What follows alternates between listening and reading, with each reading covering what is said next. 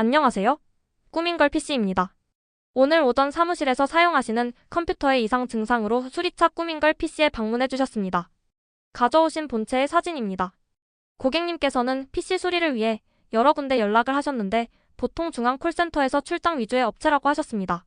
네이버 지도를 통해 꾸민걸 PC가 오프라인 매장이라는 것을 알게 되셨으며 이렇게 직접 가져오셨습니다.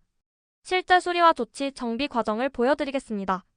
여러분들도 이러한 상황이시라면 이 영상이 조금이나마 도움이 되실 것이라 생각합니다. 케이스 내부 사진입니다. PC의 이상 증상은 PC를 켜면 본체는 켜지는데 모니터 화면이 출력이 안 되는 증상입니다. PC를 켜면 본체는 전원이 들어오지만 모니터 화면이 출력되지 않는 문제는 여러 가지 원인으로 발생할 수 있으며 이는 하드웨어의 접촉 불량, 전원 공급 문제 또는 부품 고장 등 다양한 요소와 관련이 있습니다. 가장 흔한 원인 중 하나는 메모리의 접촉 불량입니다. 메모리가 메인보드의 슬롯에 제대로 장착되지 않았거나 슬롯 내부에 먼지나 이물질이 쌓여 접촉이 원활하지 않을 경우 시스템이 부팅되지 않고 화면 출력이 안 될 수 있습니다. 이 경우 메모리를 분리한 후 깨끗이 청소하고 다시 장착하면 문제가 해결될 수 있습니다. 또한 메인보드의 메모리 슬롯 자체의 접촉 불량도 원인이 될 수 있습니다. 슬롯이 물리적으로 손상되었거나 오랜 사용으로 인해 접점이 약해진 경우 메모리와의 연결이 불안정해질 수 있습니다. 이때는 다른 슬롯에 메모리를 장착해보거나 메인보드 점검을 통해 슬롯의 상태를 확인해야 합니다. 또 다른 주요 원인은 그래픽 카드 문제입니다. 그래픽 카드가 제대로 장착되지 않았거나 카드 자체에 결함이 있는 경우 화면 출력이 안 될 수 있습니다. 외장 그래픽 카드를 사용하는 경우 카드를 분리한 후 접촉 부위를 청소하고 다시 장착해보는 것이 좋습니다. 또한 모니터 케이블이 그래픽 카드나 모니터에 제대로 연결되지 않았거나 케이블 자체에 문제가 있는지도 확인해야 합니다. 내장 그래픽을 사용하는 경우 메인보드의 그래픽 출력 포트에 문제가 없는지 점검해야 합니다. 파워 서플라이의 불안정한 전압 송출도 화면 출력 문제의 원인이 될 수 있습니다. 파워 서플라이가 고장나거나 전원 공급이 불안정하면 시스템이 정상적으로 부팅되지 않을 수 있습니다. 특히 그래픽 카드와 같은 고전력 부품에 충분한 전력이 공급되지 않으면 화면 출력이 안 될 수 있습니다. 이 경우 파워 서플라이를 교체하거나 다른 시스템에서 테스트를 통해 정상 작동 여부를 확인해야 합니다. 또한 파워 서플라이와 메인보드 간의 전원 케이블이 제대로 연결되었는지도 점검해야 합니다. CPU 문제도 화면 출력 불량의 원인이 될 수 있습니다. CPU가 제대로 장착되지 않았거나 쿨러가 과도하게 조여져 CPU가 메인보드와의 접촉이 원활하지 않을 경우 시스템이 부팅되지 않을 수 있습니다. 또한 CPU 자체에 결함이 있거나 메인보드의 CPU 소켓이 손상된 경우에도 화면 출력이 안 될 수 있습니다. 이 경우 CPU를 재장착하거나 다른 CPU로 교체해보는 것이 좋습니다. 메인보드의 바이오스 설정 문제도 화면 출력 불량의 원인이 될 수 있습니다. 바이오스 설정이 잘못되었거나 펌웨어 업데이트 중 오류가 발생한 경우 시스템이 정상적으로 부팅되지 않을 수 있습니다. 이 경우 시모스 배터리를 제거하여 바이오스 설정을 초기화하거나 메인보드 제조사에서 제공하는 복구 방법을 통해 문제를 해결할 수 있습니다. 모니터 자체의 문제도 가능한 원인 중 하나입니다. 모니터의 전원이 켜져 있는지, 입력 신호 소스가 올바르게 설정되었는지 확인해야 합니다. 또한 모니터의 전원 케이블이나 신호 케이블이 제대로 연결되었는지 점검해야 합니다. 모니터 자체에 결함이 있는 경우 다른 모니터로 테스트해보는 것이 좋습니다. 조치사항으로는 먼저 메모리를 분리한 후 깨끗이 청소하고 다시 장착해보는 것이 좋습니다. 그래픽 카드를 사용하는 경우 카드를 재장착하거나 다른 슬롯에 장착해보는 것도 도움이 됩니다. 파워 서플라이의 전원 케이블이 제대로 연결되었는지 확인하고 필요시 파워 서플라이를 교체해야 합니다. CPU와 메인보드의 접촉 상태를 점검하고 바이오스 설정을 초기화해보는 것도 좋은 방법입니다. 모니터와 케이블의 연결 상태를 확인하고 다른 모니터로 테스트해보는 것도 중요합니다. 이러한 단계를 차근차근 진행하면 화면 출력 문제의 원인을 찾고 해결할 수 있을 것입니다.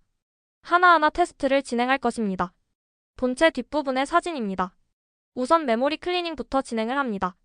메모리를 분리하여 메모리 슬롯도 클리닝을 진행합니다.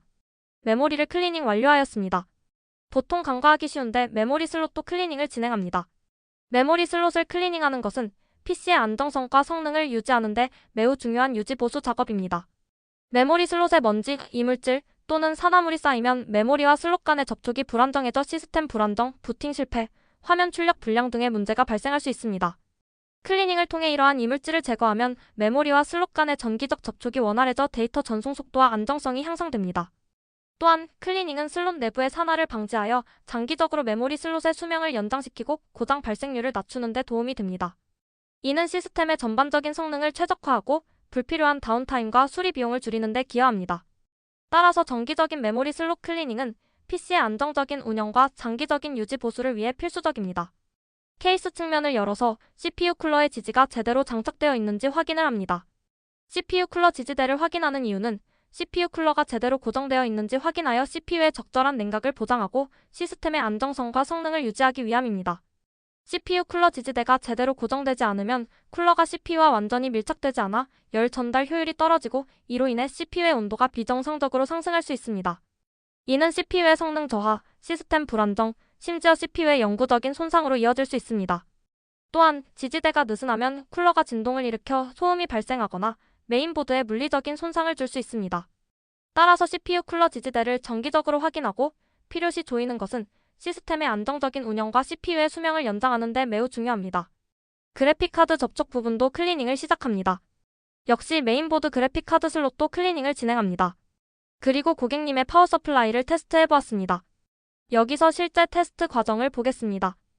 자, 현재 이 PC 같은 경우에는 컴퓨터 본체는 켜지는데 모니터 화면이 출력이 안 되는 불량으로 찾아오셨습니다. 지금 제가 현재 그 메모리 접촉 부분과 그래픽 카드에 대한 클리닝은 다 마쳤고 지금 파워 서플라이를 한번 테스트하는 중에 제가 예전에도 강조했던 부분 보이시죠? 이 PG 값이 깜빡깜빡거린다는 거, PG 파워 구세 값이 깜빡깜빡거린다는 거는 현재 파워의 불량으로 의심이 됩니다.